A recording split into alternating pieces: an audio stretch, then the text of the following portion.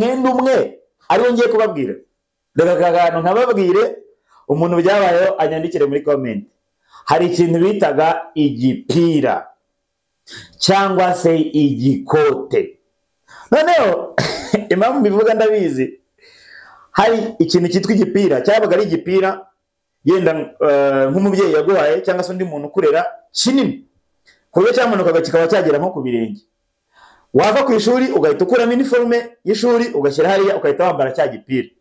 Nukuri hari n'umuntu wambaraga igipira cyonyine nta n'umwenda w'imbere urimo.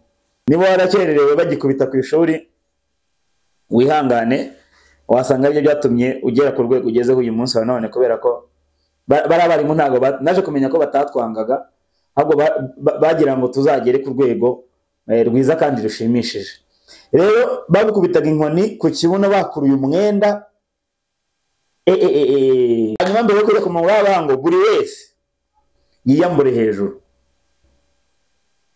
Ubwo niba nawe waragize igihe aho ngo mwiyambure tubarebe imbyino, unyandikiye muri comment. Yewe badebye imbyino.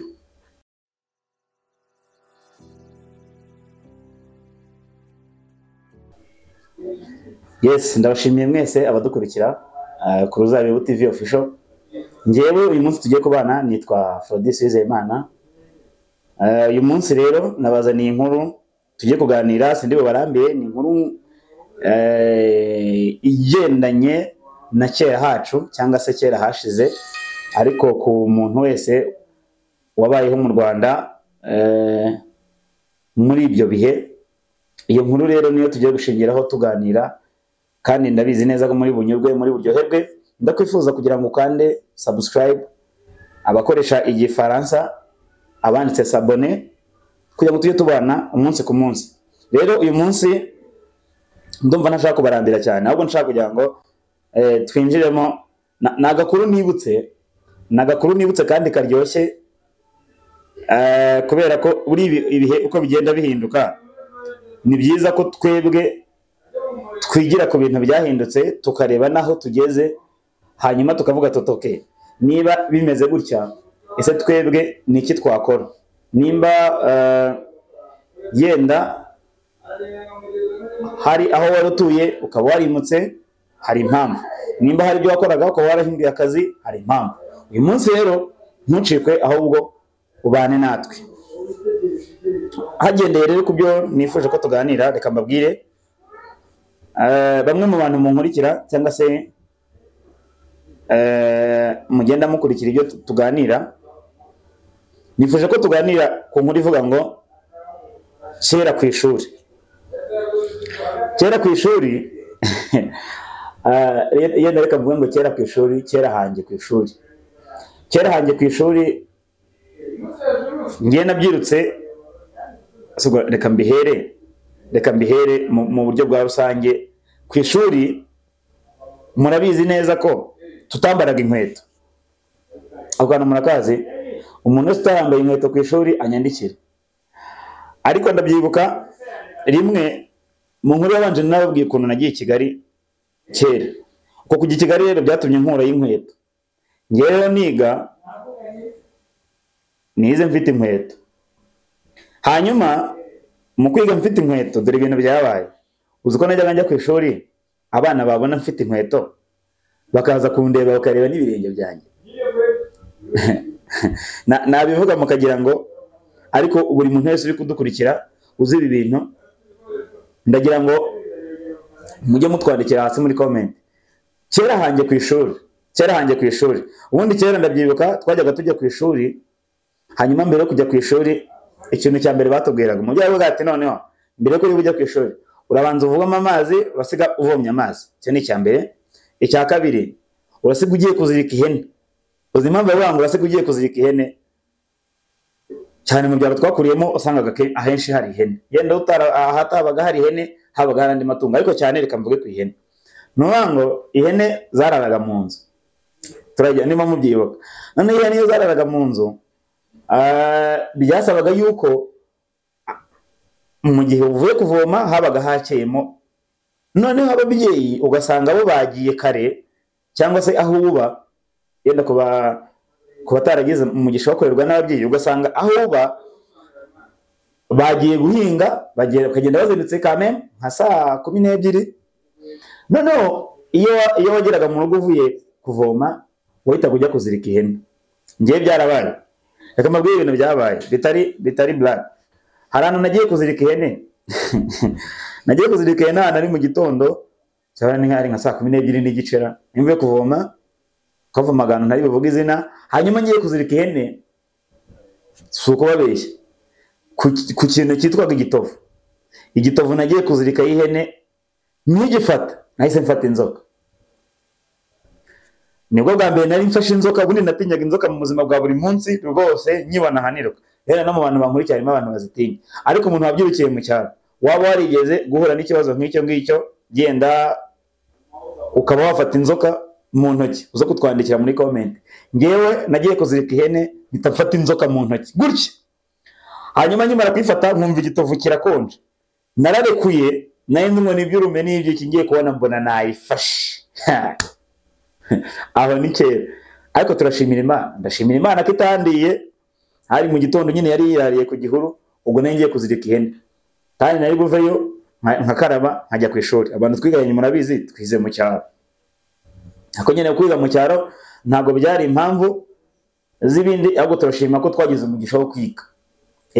Ntabwo kwiga mu cyaro ari ikibazo, ahubwo twagize umugisha turiga. Rero mbere yo kujya kwiga urabyumva, wabanza kujya kuvoma, nawe uzarebe kuri kalendari ya kera, uzarebe nyine kalendari yawe ya kera uko yabaga ipanze. Mu gitondo wajyaga kuvoma, ukava kuvoma ukaza ukajya kuzirika ihene. Noneho yenda abari nk'igitsina gore, nyine igitsina gore cy'icyo gihe, nubango bo hazagamo n'akantu ko gukubura. Noneho rero ikintu cyabaga gikomeye, uzi noneho nk'inkoko zararaga mu nzu inkoko zaraye mu nzu, ukava kuvoma ukaza ugasohora ihene ukajya kuzizirika. Wava kuzirika ihene, wagira ibibazo hakaba hari ihene zitagenda, hari ihene wakururaga. N'ubungubu iyo mico ihene ziracyagiriye imico, ntago zirihana neza. Nango wakururaga ihene ikanga kugenda, hari ukuntu yashingaga ibirenge by'inyuma, ubundi ikahita imera gutya ikararama, wayishyize ikiziriko mu izosi cyangwa mu kaguru neza ihene ikanga kugenda. Rero abantu mwagize umujinya mutewe n'ihene, bigasaba ko unayicishaho umunyafu kugira ngo igende.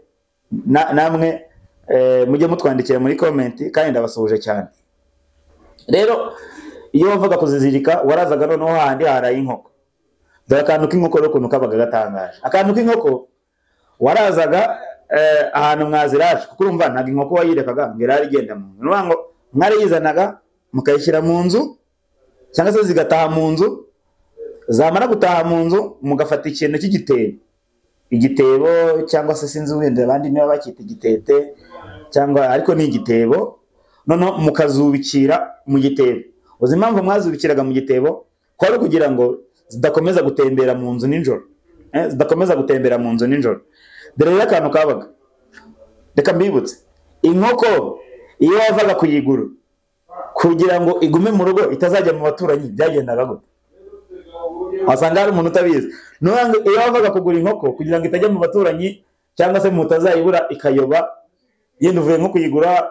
Ndabyibuka yenda nk'ahantu twebwe twari dufite isoko, twagendaga nk'ibirometero nka 5 kugira ngo tugere mu isoko rusange baguriragamo inkoko n'andi matungo atandukanye.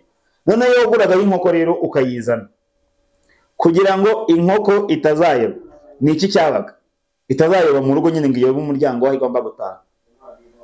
Muzambwira impamvu ya biriya bintu. Nubango warayifataga nkuko mfashe ino telefone, ukayifata ukayijyana mu ntoki, ukayereka ku muryango, ukayibwira ati rero wa nkoko, ahangaha nkweretse, ahangaha kuri uno muryango niho uzajya utaha. Mbese ukayereka umuryango, wangiza ukayinjiza nko mu nzu, ukayereka nyine ko wanizajya hataha. Niba hari umuntu byabayeho atwandikire, umuntu wakoreye ibyo bintu inkoko yigeze iyoba. Inkoko buri gihe yatahaga mu nzu bitewe naho wayeretse, naho yatahaga nta handi yajyaga ijya. Rero ako gakuru ntabwo nzakibagirwa. Wajyaga kumva nijoro, kumva nka saa 9 uryamye, yenda zubikiye nko mu gatebo nko hirya yawe, yenda waryamye hasi aho ngaho, ukajya kumva nka saa 9 mu gitebo. kajya kumva isake kakuta amababi kabirabitse uri mu bitotsi byinshi cyane, isake kabirabitse. Ariko muzatubwire n'ubu biracyabaho isake iyo bigeze mu masaha 9 ku bantu bafite inkoko, n'ubu ziracyabika? Ikindi nawe tubwire, ese byakubayeho ko mu gitondo ufite urugendo uri buzinduke kugira ngo umenye aho isaha zigeze, wategerezaga ko isaha kibika? Niba byarakubayeho nawe twandikire muri comment. Aho ni kera rero. Kugira ngo nkomeze, iyo twabaga dufite urugendo, impamvu mbivuze, iyo twabaga dufite urugendo rurerure turi bugenda nk'ahantu kure, kandi bisaba ko tuzinduka, urabizi ibintu bya transport bijyanye n'imodoka, amagare, amamoto ntabwo byari biri ahantu hose. Hari aho byabaga ariko hari naho bitabaga bitewe n'imihanda. Nubwo imihanda imwe n'imwe yari hari, ariko ntabwo yabaga imeze neza ku buryo ibyo binyabiziga byari bishoboka ko biboneka ahantu hose. Rero hari igihe byasabaga ko isake igomba kubika. Niyo mpamvu ahenshi mu ngo henshi habaga hari inkoko pe, ku buryo isake iri buze kubika bikakubera ikimenyetso cy'uko ya saha yo kuzinduka ubwo mu gitondo, igitondo cyabonetse. Nawe niba iyo saha yo mwari mufite uze kumbwira. Noneho hari akantu kanangaje, usibye n'inkoko niyo byagezaga nka saa 5 ariko kumva inkoko irabitse. Noneho hari indege yajyaga ica iwacu hari indege yajyaga ica iwacu, iyo ndege yacaga hejuru ubwo nahitaga menya ko ari saa 5 n'igice. Wajya kumva indege irahise, aha iyo ndege ni yasangaye, ni ya saa 5 n'igice. Se mwebwe ibyo bintu murabizi? Niba mubizi ubwo namwe mufite kera hanyu, ariko nanjye ubwo kera hanjye niba mva duhuje unyandikire muri comment. Unyandikire muri comment. Rero iyo wabaga wize igitondo, murabizi iyo mirimo warayikoraga, wamara kuyikora ugakubura amatotoro, ugasohora inkoko ugasiga hanze, hanyuma waba waragize ibyago rero mukajya kwiga mu gihe ibishyimbo byabaga, hari ukuntu ibishyimbo iyo byabaga bimaze kugira gukura cyangwa se kumera, byarameze, ukibeshya ukarekura inkoko zitaziritse zikajya kona, byagendaga gute? Ni ukwirwa uyirukankaho, ukirwa wirukanka ku nkoko inyuma y'inzohe, ikagukatana ikaguruka, mbese ukirwa wiruka kugeza igihe uyifatiye ukajya kuyizirika. Wajyaga ku ishuri sangahe? Dore rero ngo ibyo byose urabirangije, inkoko waziritse, wamaze kwitegura, uragiye, ukubisemo kake, wambaraga kake, cyangwa se ukubisemo abakobwa ukambara juru, kanyite juru, ubundi wabaga ari umwenda w'ubururu, cyabaga ari igitambaro cy'ubururu, cyangwa se kotoni, bitewe, ariko ubwo ni kotoni y'ubururu. Noneho ku bandi bakambara kake. Aho rero ukabura simbutse ukiruka ukajya ku ishuri. Ku ishuri buriya nakoreshaga ntabwo hari kure cyane, ko nakoreshaga nk'iminota 30 nkabongeze ku ishuri. Ku ishuri iyo wageragayo wakererewe, akantu ko gukererwa ku ishuri, buriya urabizi akantu ko gukubita bakuruye umwenda. Nango bafataga ikabutura bakayikurura ikakwegera, agafata ikabutura bakayikurura ikakwegera, bagukubitaga inkoni ku kibuno. niba warakererewe bagikubita ku ishuri, wihangane, wasanga ibyo byatumye ugera ku rwego ugezeho uyu munsi wa none, kubera ko bari abarimu ntago naje kumenya ko batatwangaga, ahubwo bagira ngo tuzagere ku rwego rwiza kandi rushimishije. Rero bagukubitaga inkoni ku kibuno bakuruye umwenda, wakwibuka imirimo wabyutse ukora, wareba ukuntu wakererewe, wigaga wumva ufite agahinda gakomeye. Ariko ndanabashimira, by the way, ndashimira abarimu batwigishije muri ibyo bihe, ndashimira abarimu badukubise ko batumye tugera ku rwego tugezeho uyu munsi, kubera ko urumva wagendaga wambaye ibirenge nta kibazo n'iki byose. Yenda mu bijyanye n'imyambarire byose ndi bitindeho, ariko bitewe n'imirimo twakoraga ku ishuri, wasangaga rimwe na rimwe harimo n'abajyaho badakarabye. Reka ku kantu nkavugeho, mutanyibagiza akantu ko kujya ku ishuri ukarabye. Reka nkavugeho, murabizi neza yuko hari abantu bajyaga ku ishuri badakarabye. Ni iki cyabaga wagiye ku ishuri udakarabye? Reka nyibabwire. Habagaho igihe cyitwaga umwanya wa siporo, niba mbyibuka neza. Mwasohokaga hanze imbere y'ishuri, kame mutwigaga mu Gifaransa. Mwasohokaga hanze mukajya ku murongo, kandi umurongo uri droite, umurongo urambuye, mbese umurongo nyine akaboko kwa kundi, akaboko kari imbere n'undi ari inyuma, nyine akaboko karambuye. Hanyuma mbere yo kujya ku murongo w'abango, buri wese yiyambure hejuru. Ubwo niba nawe waragize igihe arango mwiyambure tubarebe imbyiro, unyandikiye muri comment. Yewe badebye imbyiro baturebaga imbyiro, kandi mwari mwazaga kureba imbyiro afite inkoni irenze imwe, kuko yabaga ari bakubite inkoni imwe igashira agafata indi. Wumvise akazi rero mu gitondo, wumvise ko wasize ibintu byose ubikoze, hanyuma ugeze no ku ishuri mwarimu agiye no kubareba imbyiro. Ubwo ikintu cyabaga yajyaga kubareba imbyiro, nubango yafataga uko muhagaze, ntihagire kuri icyo gihe yenda bamwe n'ababyeyi barakuze cyane rwose, ntihagire umuntu nyirariraho. Aba abakobwa bariyamburaga, natwe abasore twariyamburaga. Niba wumva mbeshye unyandikire, ariko twariyamburaga bakatureba imbyiro, hanyuma bamara kutureba imbyiro, icyakurikiragaho cya kabiri, kuko twabaga twambaye imyenda itari miremire cyangwa amapantaro n'ibiki, bahitaga bareba niba urwaye amaga. Amaga murayazi? Amaga rero ntabwo yabaga yoroshye, kuko amaga reka nyavugeho. Amaga wari umwanda wafataga hejuru y'agatsisino cyangwa se ku kagombambari ku kirenge, niba ndumva muhumva, ku kirenge kagombambari kuzamuka kugeza hano hafi y'imfundiko. Aho rero niho wasangaga amaga yakundaga gufata.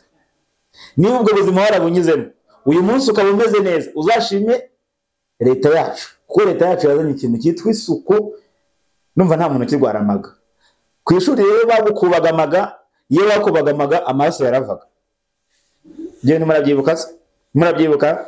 Hanyuma rero ku ishuri, ubuzima bwo ku ishuri nk'ibisanzwe n'ubundi, mu buzima bw'isuku rusange cyangwa se mu buzima bw'ishuri, kwambara ibirenge ntabwo byatana n'ibyo twavuze mbere bijyanye no kurwara imyate. Ariko icyitwa amaga cyo ntabwo twari twakivuzeho. Burya amaga nayo yavaga ku mwanda, ariko ubu nta banyeshuri bakirebwa amaga ngo barebe ngo mwiyambure ngo turebe niba mutakarabye. Turashimira leta yacu, leta y'ubumwe, yazanye gahunda nziza y'isuku, kandi isuku kuri buri wese. Ese ubwo buzima hari abantu babunyuzemo? Uyu munsi none uko dusa nuko tumeze, ntabwo byatuma twibagirwa ko twanyuze ahantu hameze gutya. Nizere ko ibyo bintu mubyumva neza, kubera ko n'abatari babizi bamenye ko aho hantu ariho twavuye. Aho niho twavuye, uyu munsi hari ahandi tugeze. Ikindi, mu buzima bw'ishuri, kugira ngo wenda ntaza gutwara umwanya munini kandi ntashaka ko tuzadukora ibiganiro binini, ikindi mu buzima bw'ishuri murabizi ko harimo abana bavaga ku ishuri ugasanga mu rugo wagiye bya bindi byose ubikoze, none utashye usanga bataranahinguka. Nimba warabwiriwe, ariko inzara ntabwo nshaka kwivugaho uyu munsi, nimba warabwiriwe uvuye ku ishuri, wagera mu rugo ikintu wakoraga, reka ngiye mbabwire nko mu bintu 3 nakoraga mvuye ku ishuri ngiye gusubirayo. Ko wigaga igitondo, ku muntu wagiye ugeze mu wa 4 ukanasubirayo. Reka ngira ikintu mbivugaho. Nubango ikintu cya mbere wakoraga wageraga mu rugo, wajyaga kureba za hene ko zitiboshye. Cyo ni cya mbere. Nubango iyo zabaga ziboshye, habaga ikintu cyitwa kuzimura. Nubango nimba wari wiziritse hano ukayimura ukajya kwizirika ahandi, kareba ko zitaniboshye, kugira ngo nimugoroba nuza kuza uze kuzicyura zahaze. Ese namwe murabyibuka? Habaga akantu kitwa kwimura ihene. Ibyo ndabizi rwose, ni ibintu byabaye live, ntago ari story mpimba, ni kera hanjye. Aho ni kera hanjye kwimura ihene. Icyo ni kimwe mu bintu byabaga. Icya kabiri, ushobora kugera mu rugo ugasanga baracyari mu murima, bakakubwira ngo nuza utunyureho mu murima udutwaze. Ngore guvuye mu ishuri bagahita bakubita igitebo cy'ibijumba cyangwa se igitebo cy'ibyatsi cyangwa se igitebo cy'ibindi bintu, bati jyana mu rugo turaje. Ibyago bya mbere byabaga wagishobora kugera mu rugo ugasanga nta biryo bihari mu gihe nta byabaga byaraye. Icya kabiri, washobora kugera mu rugo n'undi ugasanga niwe ugiye kubikora, noneho ya masaha nanone ugasanga urakererewe. Ibyo rero turashimira leta yacu ko yazanye uburyo bwiza bw'uko n'abana barya ku ishuri. Ibyo ntabwo umuntu yabura kubivuga, ko kera twarabwirirwaga rimwe na rimwe wabona n'amasaha yagiye ukagenda ugakora imirimo ugasubira ku ishuri utariye, kuvuga uti ndabiretse ndazibukiriye, ko dusubira ku ishuri utiriwe unarya nta n'ikintu na kimwe biri gukora, uvuga uti nyine hano nongeye gukererwa reka mbireke ndaza ndire rimwe nimugoroba. Ariko turashima leta yacu, turashima Perezida Paul Kagame, His Excellency, yazanye ikintu cyiza, abana basigaye bafatira ifunguro ku ishuri, ndetse byanakuyeho ikintu gikomeye cyitwa drop out. Buriya drop out cyangwa se guta ishuri kw'abana ahenshi byavaga mu nzara, mu gusonza n'iki, ariko turashima Perezida wacu ko hari ikintu gikomeye yakoze, yubatse ikintu cyiza, abana ntago bakicwa n'inzara. Ni ukuri Imana imudukomereze, kandi Imana nayo ibishimirwe ko ari yo yabikoze. Rero ikindi navuga mu buzima bw'ishuri, abantu bakoze etide ya nijoro mu buzima bwa kera banyandikire. Nimba warabayeho kera ukora etide nijoro, unyandikire watangiraga etide sangahe, ese etide wayikoraga kuri ihe tara, wakoraga etide iminota ingahe, nimba warakoze etide cyangwa se etide cyangwa se watashye nimugoroba unyandikire. Uzi impamvu byari bigoye? Icya mbere, inka zabaga zikeneye gukukirwa, inka zabaga zikeneye icyarire iyo mwabaga mudafite umushumba, inka zabaga zikeneye gushakirwa ibyatsi zibutahireho.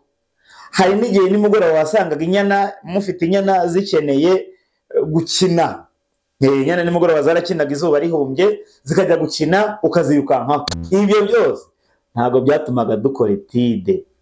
Ariko kera hawe wowe ni hehe? Dukurikiriye kugira ngo umenye kera hashize, umenye n'ubu munsi, hanyuma bigufashe kumenya ngo ni hehe tugana, niki tugomba gukora bitewe naho twavuye naho tugeze uyu munsi. Aho ni kera.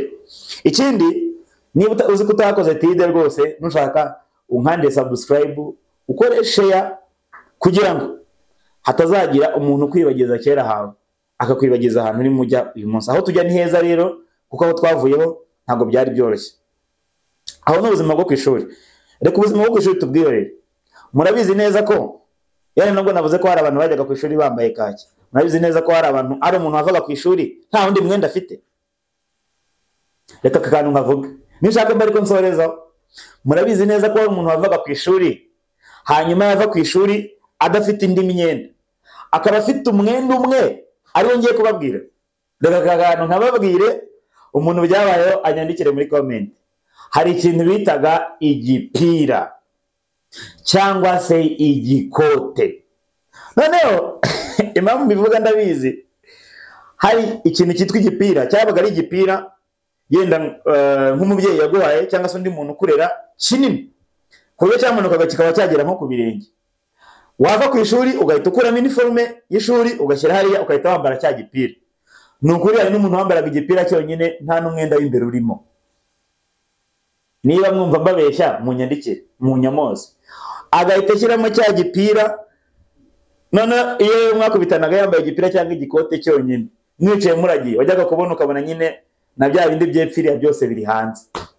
Ubwo buzima twabubayemo, ubwo buzima bwabwira twabubayemo, umuntu akambara imyenda iri complete cyangwa se imyenda ijyanye ari uko yambaye uniform y'ishuri. Mwajya no gusura abantu, mugiye nk'ahantu kurenda mu kandi gace, mugiye no gusura abantu, ugasanga imyenda uzindukanye ni imyenda y'ishuri, kuko nta yindi myenda waba ufite. Kuko imyenda waba ufite ni cya gipira wambara ugiye kuragira, wambara ugiye mu murimo, cyangwa se cya gikote cyonyine. Ariko umunsi turashimira leta yacu, turashimira Imana ko hari urundi rwego cyangwa se indi myumvire abanyarwanda twagize, hari ahantu tugeze ntabwo tucyambara igipira cyonyine. Niba uzi ko byabaye cyangwa hari umuntu bizeho byabayeho, ni wowe bitarakubayeho, unyandikire muri comment. Icyo niyo mpamvu navuze ngo ese kera hawe wowe hari hameze gute? ariko murabizi igipira, uzi igipira none uri murota uri mu mashyiga, ibaza igishiriro cyatarukaga none wambaye igipira cyonyine nta kindi kintu wambariyemo hahandi hepfo, ikintu cyabaga. Nawe ugitekereza, uraza kutwandikira muri comment mu gihe wabaga uri murota. Ndabashimiye, uyu munsi nige twabanye dusoreje ku kintu cyitwa igipira twambaraga kera, n'ubuzima bw'ishuri n'ibyo bintu twibanzaho uyu munsi wa none. Yenda uvuye ku ishuri, ubuzima bwo kujya ku ishuri n'ubuzima bwo kuva ku ishuri uvuye ku ishuri, uburyo bw'imyambarire n'uburyo bw'imibereho ya buri munsi, hanyuma utanze ababwira indi nkuru tuzakurikizaho. Ndabashimiye ko mwankurikiye, nge twabanye nitwa Aphrodis Uwizeyimana, ikiganiro cyacu nakagaruka aha ni ku Ruzabibu TV official. Murakoze cyane.